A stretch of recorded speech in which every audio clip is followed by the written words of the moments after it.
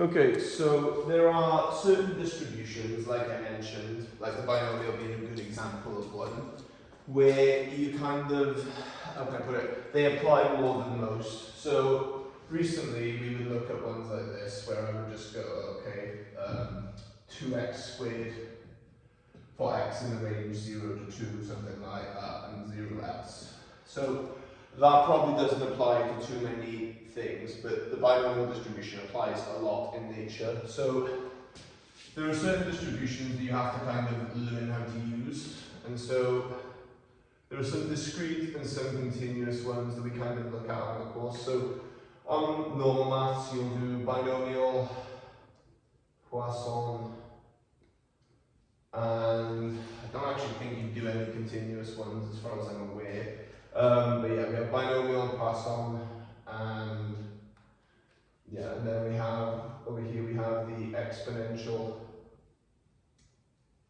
and the uniform distribution. If I'm forgetting one, I'll add to it, but yeah, so essentially we need to look at we're going to look at the discrete distributions first. So this is a discrete distribution because it quite literally just evaluates it at 0, 1, and 2. If we're a continuous distribution, it would be every single digit, every single number between 0 and 2. But we'll cross that bridge when we get to it. So the binomial distribution essentially is what we call a dialectic. So you need something called you need a number of trials and a probability that trial will succeed. So I'll give you, do you know what a dialectic is? So essentially it's in the name, it's just two electric choice. So flipping a coin is a dialectic, for example. You have two outcomes. So essentially the dialectic we always go for is success or failure. So we determine one of them to be success, one of them to be failure. So for example, if I've got 2 red, 3 blue, 5 white, you'd have to use a binomial, you'd have to phrase it as a dialectic. So say you want probability of 5 whites, for example, so say you want probability of 3 whites being picked. You would call getting whites failing success and the other as failure essentially. So essentially this distribution is modeled like I say. So let's create the PDF of it. So we say that x is distributed the binomial of np. So n is the number of trials, p is the probability of success. So let's talk about what the PDF of it actually would be. So essentially, if I've got a series of yes or no's, how do I determine the probability of a success? So say I'm flipping a coin. So say I flip a fair coin 20 times.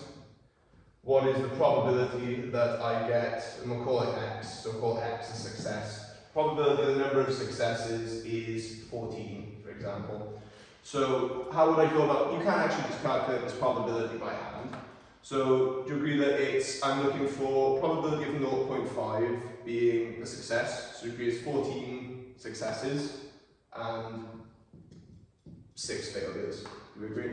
Probability of success, probability of failure, and do we agree this is a bad example because probability of success and failure are the same, but you get the idea. Okay, is that the only combination? No. So that combination there is 14 successes in a row and then 6 failures.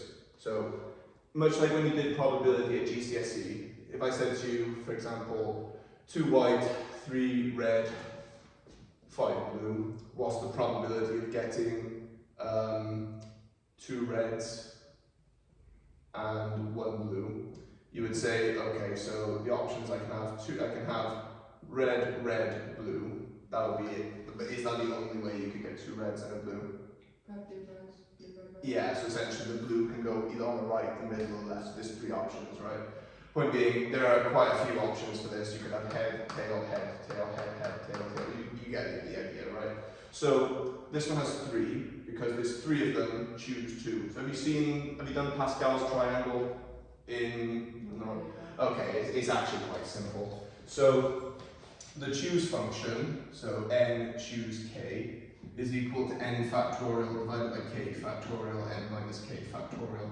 So what it does is the number of ways you can pick something from a certain match. So in this instance here, how many ways are there to order 2 red, to pick 2 reds from 3? So it would be 3 choose 3, 3 choose 2. And all it is, have you seen the factorial before? Okay, it's really simple. So 3 factorial is 3 times 2 times 1. 5 factorial is 5 times 4 times 3 times 2 times 1. And the reason that is just the number of ways of doing it. So let me give you an example. So if I get a deck of playing cards, so king, jack, queen. Do you remember doing systematic listing with me at GCSE? So how many ways are there to order king, jack, queen essentially? Yeah. So you do king, jack, queen, queen, and then alternate the other two. Jack, king, jack, and jack, king, queen, king.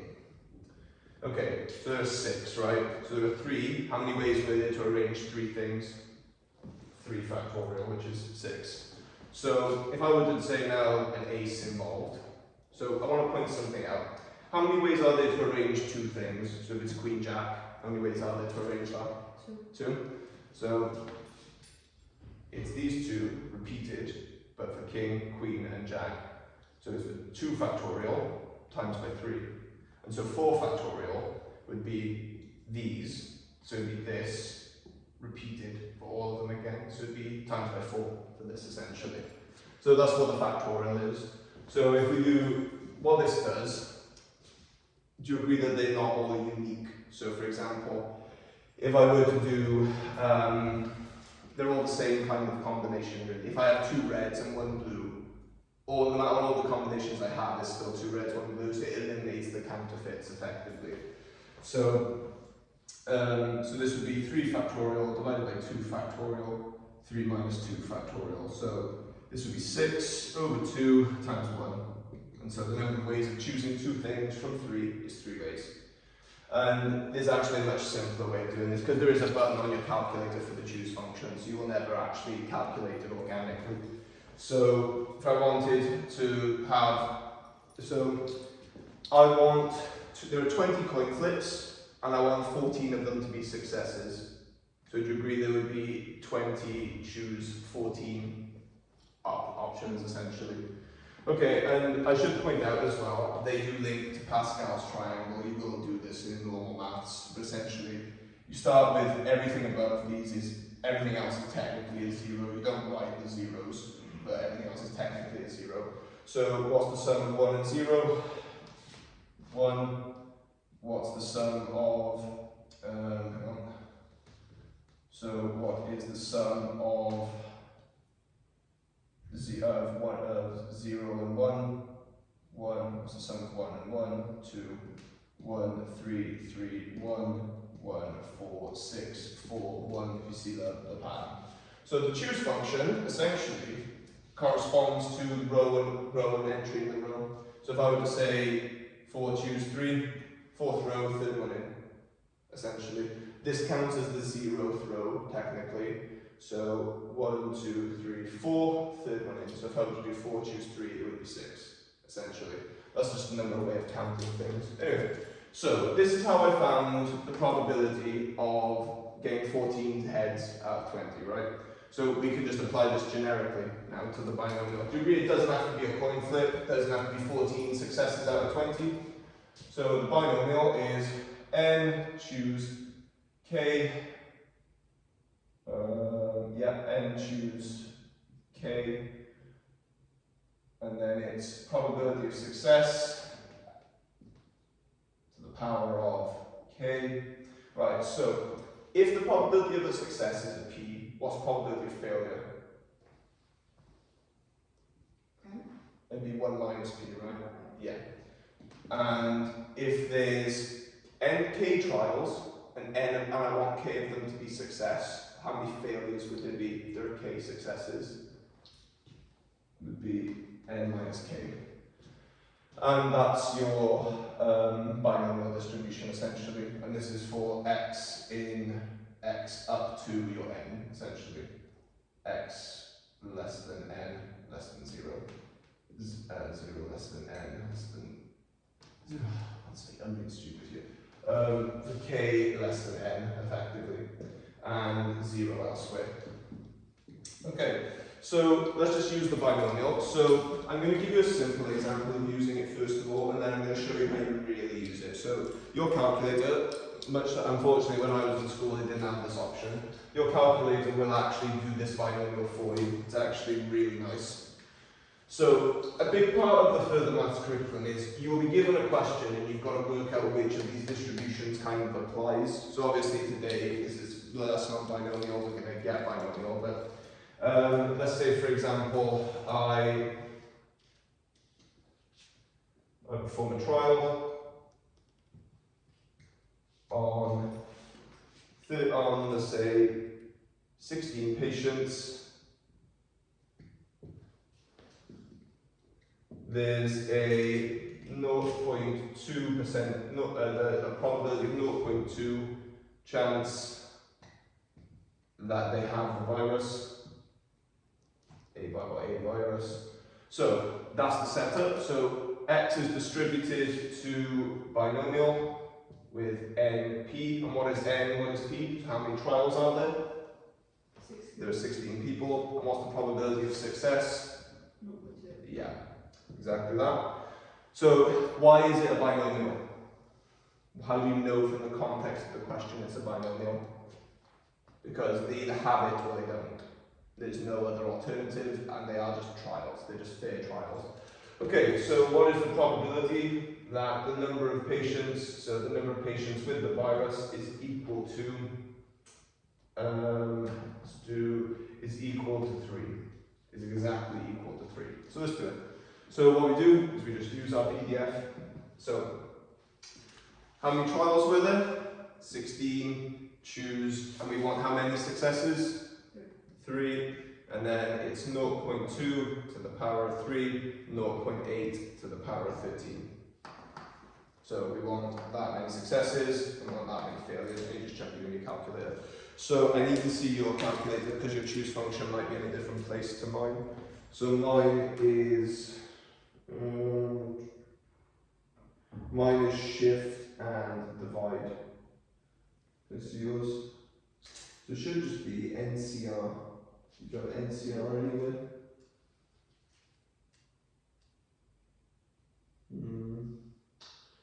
Okay, so I've got a version of that over here, so I will have a look myself. So where's the choose function on here then? Catalog, probability, yeah. So if you go on catalog, go on probability, and then combination C. So the way you write C, so the way you use the C, you literally just write 16C3. So 16C3. So then how many ways are there to pick 3 things from 16? Is 560 times by 0.2 to the power of 3 times by 0.8 to the power of 13. So what is the probability that out of my 16 trials, exactly 3 people have that virus? It is 0.24629, so approximately 25%. And that's how you would do it. So what we need to look at then is, I want you to kind of understand the logic of it, right? So how many people would, so this is a distribution, right? Much like the distributions we did before. Do you agree every distribution must have an expected value and a variance? So the expected value of this actually is a bit of common sense. If I've got 5 trials and there's a probability of 20% of a success, how many would you expect? If there's 5 of them and you're expecting 20%, the probability of winning is 20%. Do you agree you'd expect one of them? Do you agree it's literally just this times this, essentially? So the value you would expect is 16 times 0.2 in this case. Which again, the expected value doesn't have to be there yet, so you would expect it to be around 3.2-ish. So 3 and 2, the most likely outcome is 2 or 3 people or 4 people has the virus, essentially. So it just gives you a kind of understanding of it. So I had a look into getting my software back. I haven't got it yet, otherwise I would have plotted a really nice binomial curve for you to see. But essentially, the way this would look is our so if I 1, 2, 3, 4, 5, 6, 7, 8, 9, 10, 11, 12, 13, 14, 15, 16. Okay, so these are our 16 bars. So do we agree the mean was 3.2, right? So do you agree the 2 biggest bars would be 3 and 4 probably? So 3 being the biggest because it's closest to the mean. And then As you get further away, they would just get lower, effectively. Because do you agree, if there's a probability of 0.2, and you're expecting about 3.2, do you agree these ones down here are super unlikely? And these ones, like, they're kind of less likely, but they would, like, trickle down. So this is what the binomial really looks like. It's essentially a peak around about the mean, and then they distribute out effectively. Right then, so what I want you to do now is follow what I'm saying. So go on to your calculator, so clear it, and can you go on home? So you are going to put your calculator in distribution mode. So, okay, so if you look down the list, you have all the distributions you will use whilst you're here. So binomial, normal, inverse, binomial, normal, Poisson, and so on. So if it's equal to something, you are looking for PD. So this is binomial PDF. So click on that, and then go on list. Okay, so what we're going to do is we're going to look at some of these bars. So what this will do, it will do this exact calculation for you. It literally will do this for you. You never have to do this calculation yourself by hand. So what you do is you state the x value you want. So let's say, should we do x equals 1 success, 2 successes, 3 successes, 4 successes, 5 successes. The probabilities for these after 6 to 16 will be really low, because you agree they're just miles away from the mean. Okay, so you put in literally what I'm doing here, you just go 1, 2, 3, 4, 5, and then when you're done, you just press equals, and then it will ask you for your n and your p once you've pressed equals. So n is 16, and the probability is 0.2, and then press execute when you're done. And it will tell you all the probabilities for the ones you wanted. So the probability of there being one person with the virus is 0.1125. The probability of 2 people with the virus is 0.2111. The probability of 3 people with the virus is 0.2462, and so on, which is more or less what we got with a slight difference in accuracy. But yeah, you can essentially do this instantly just by using the calculator. The calculator can do the lot. Okay then, so that's binomial P. So this next bit can be a little awkward, and I'm a bit kind of apprehensive to do it without everyone else here, but I suppose they'll have to do it. There'll be loads of it this time anyway, so they'll get used to it. So what we need to then look at is, I can ask you to do ones like this. So if I said to you, what is the probability that less than 3 people had the virus? That is a bit more awkward. So, because it's discrete, do you agree there's only certain cases? So do you agree what would be the ones that are less than 3? 2, 1, 0. Yeah, so you would literally find 2, 1, 0 and add them up, essentially, right? So you could use the ones you got there and add them up. Or there is a better way. So, do you agree that because it's discrete, these two are actually the same thing? Because it's discrete, right? So you're looking for being less than 3 is the same as 2 or less, right? So what I'd like you to do, go on your calculator, go to distribution mode again if you're not already. So if you need to clear it, you can press the on button and it'll take you back to the menu.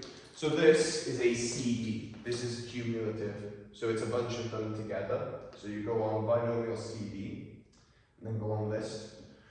So this time, to clear them out, you just press backspace, and you can clear them out. So, I should be clear here, this only accepts them if it is less than or equal to. So when you put 2 in this time, it will give you the solution to less than 2, when you put it in the X column. So once again, just put 2, and then 16 and 0.2. You'll have to re-input them every time, it's a nuisance. And it will add them up for you.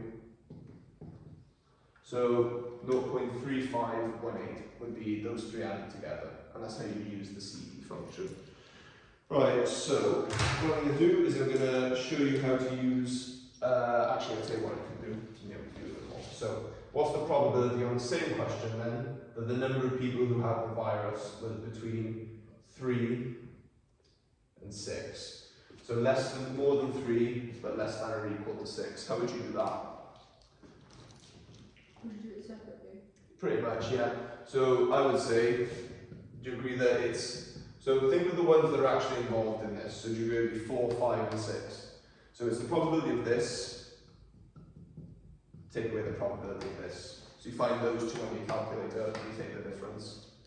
So that one goes up to 4 because it's hard inequality, but this one you keep the 6. So in a continuous distribution, that is actually different because there are obviously values in between. So binomial CD list, and I want 6, and I want 4, 16, 0.2. And so the probability that 0.9733 minus 0.7982. So, right, so 0.9733 minus 0.9782. So the probability is 0.1751. So the probability that between 3 and 6 people, so between 4, 5, either 4, 5 or 6 people getting it is 17.5% roughly. Okay, how could we do one like this? What's the probability of x being greater than 5? What is the probability of x being greater than 5? How would I do that? So again, the calculator will only, the CD will only work if it's in that format, exactly. Could you repeat the probability that being 5 is equal to 1? Pretty much, yeah, but it not being 5 being less than 5, less than or equal to 5, right? So think of it this way, the ones you want are the ones that are bigger than 5. So the ones you don't want are 5 and lower, yeah. So this would be 1 minus the probability of x less than or equal to 5. So you would do that and then do 1 minus it. And I'll quickly do that now. So home distribution CD list, and so 5, 16, 0.2. So it's 1 minus 0.9183. So the order picture and then go back. You can probably do it in here, to be honest. 0.0817. Yeah. So the probability that it's more than 5 people is 8.2% roughly. And yeah, that's pretty much it. How would this one be different? Just out of interest then. So what's the probability that x is greater than or equal to 4? So how would that one be slightly different? So think of it in terms of how I mentioned it before. Just think of the ones because it's going that way, you obviously have to think of the ones you don't want, right? So in this one of the ones I didn't want was also 5, but what are the ones I don't want here? 3, 2, 1, 0. Yeah, so 3 and below. So this one in this instance is 1 minus the probability of 3 and below for that one. And there is a bit of like nuance with this, knowing whether this is this and this one stays the same. So it's not, I wouldn't learn it like for the sake of learning it, it's better to understand it. Obviously you know that better than anyone. Right then, so what I'll do, I'll get you some animal statistics question, because I'm pretty sure we're at the point now where you can probably just have a go at this. So, Jack Tilson, and if we go to statistics 1, right, pick a year. What year do you want to do? 2008. 2008, sure. Is that the year you were born? Yeah. Nice. Winter or summer? Winter. Sure. Right then, so that's Poisson distribution. There we go. Right, so ignore part B, that's a Poisson distribution question. So on a farm, chickens are bred from eggs under strictly controlled conditions. The probability an egg will produce a female chick is 0.3. When 20 eggs are kept under controlled conditions, find the probability that the number of female chicks produced will be exactly 8 or more than 5. So exactly 8 is PD, more than 5 is CD.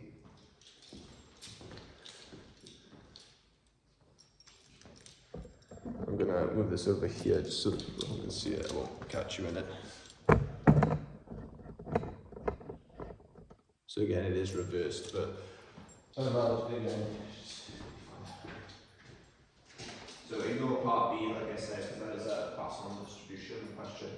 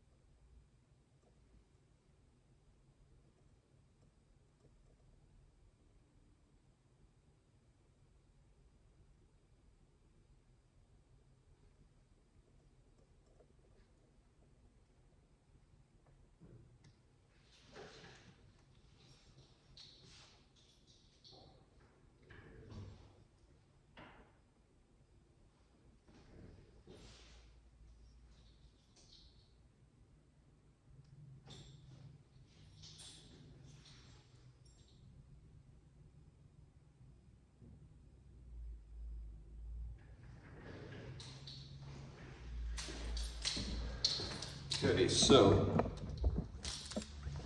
being formal then, just to set a good example, I suppose. So let me make some space. I probably should have done this in the last 5 minutes, but oh well. So we label a success as a female chick being born. So we call X the outcome of a female chick being born. So let X equal female chick, and then in brackets success. So X is distributed to binomial with 20 trials and probability of success 0.3, and then part I, it wants the probability that X is exactly 8. And you could do this one by hand. I'll write the formula just out of interest. So there were 20 trials, choose 8, probability of success is 0.3, and we want 8 successes, 0.7 for a failure, and we want 12 failures. And you could type that into a calculator, that would be fine. Right, binomial PD list, so 8, so it's 20 and 0.3. I get 0.1143, yeah. And then the second part, we want probability that there are more than 5. So this would be the 1 minus the probability that there is 4 or less. So the ones you don't want are 4 or less. So going over to CD, so 4, 20, 0.3.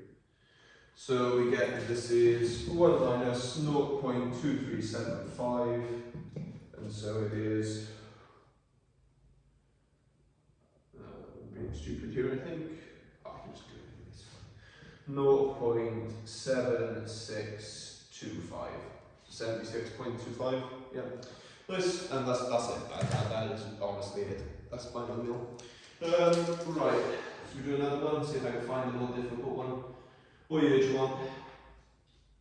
2003, 2000, it goes to 2005. 2005. 2005, sure. Right. We haven't done mean and standard deviation yet. I'm also sure it would be easy enough for you to do. I can't push on with everyone else too much. What's on? Yeah, there you go. A scientist is researching a new breed of chicken. Researching a new breed of chicken knows that the probability of a newly born chick of the breed, it's the same context again, wow. It's not the same every year. We have just picked 2 random years where they've gone for that context. But anyway, researching a new breed of chicken knows that the probability of a newly born chick, the breed being female, is 0.6. Yeah, that X could have the number of female chicks in a match of 20 randomly chosen newborn chicks. So X is actually the number of newborn, I should say. So X equals the number of female chicks, yeah, which is a success. Okay, so similar sort of thing.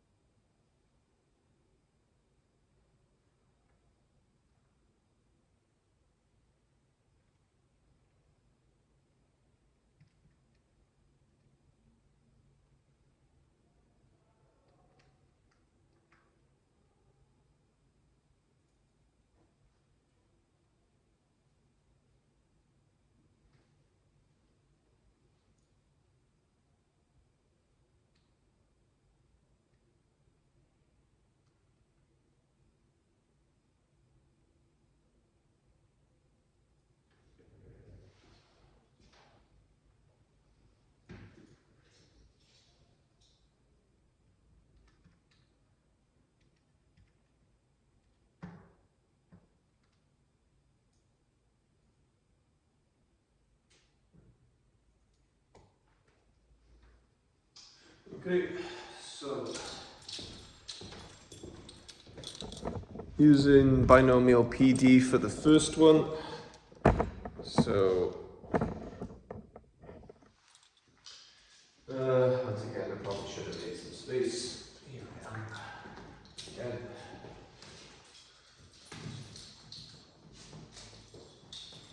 Right, so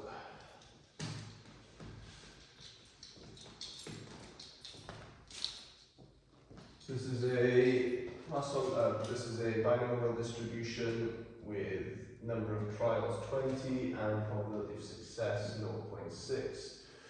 So we want the probability of the number of successes being 12.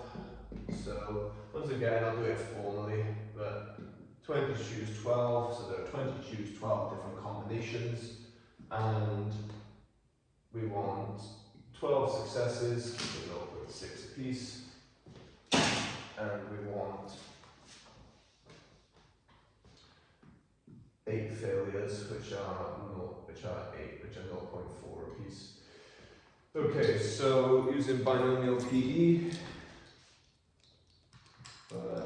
12, 20, and 0.6, 0.1797, and then probability of it being between 9 and 15. Are they both good inequalities? Yeah.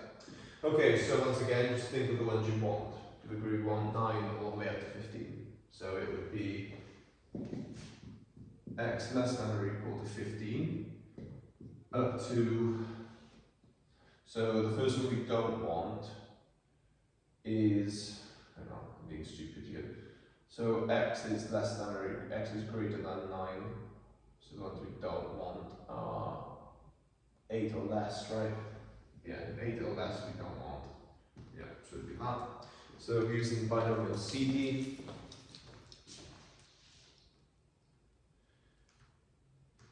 so this is 15, just type 155, 15 and 8. Maybe you have to retype it every single time. So this is 0.9490, take away 0.0565.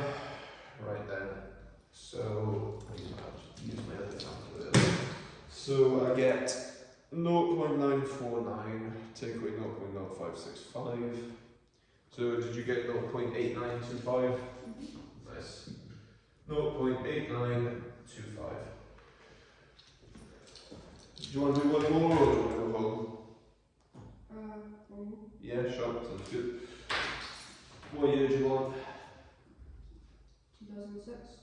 2006, winter or summer? Summer. Sure. Okay.